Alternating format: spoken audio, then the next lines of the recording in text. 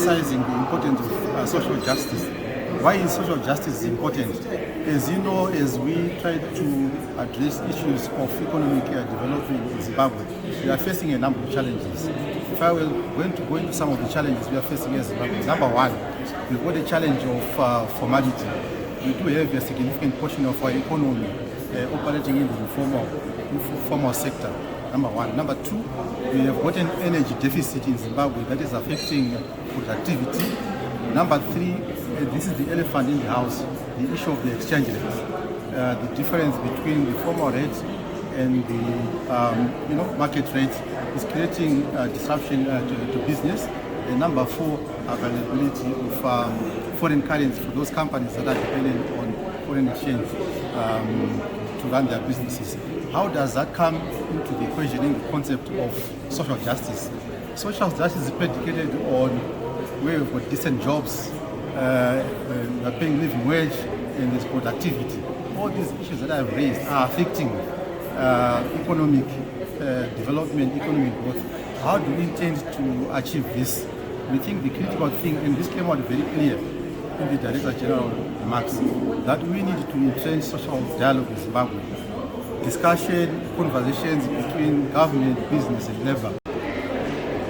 We strongly appreciate the visit of the ILO Director General to Zimbabwe as one of his routine to visit different member states within the countries.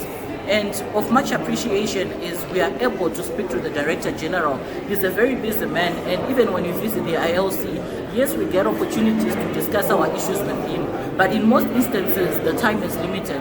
But we are very much grateful as organized labor that we are in a position to air out all our issues on a very much given time for us to speak to them, so that as he's going to engage with business and employers, we will be also in a position to understand our issues as organized labor.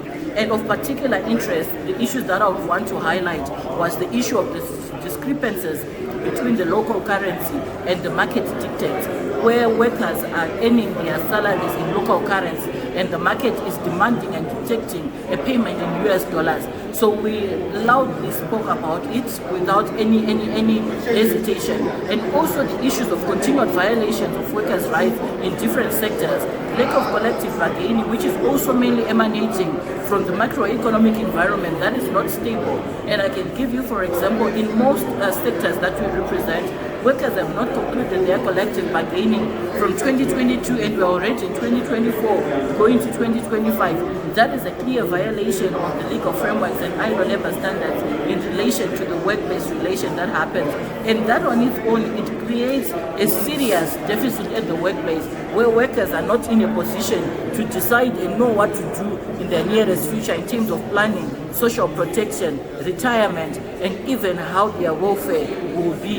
And that also is a clear indicator of the well-being of workers at the workplaces.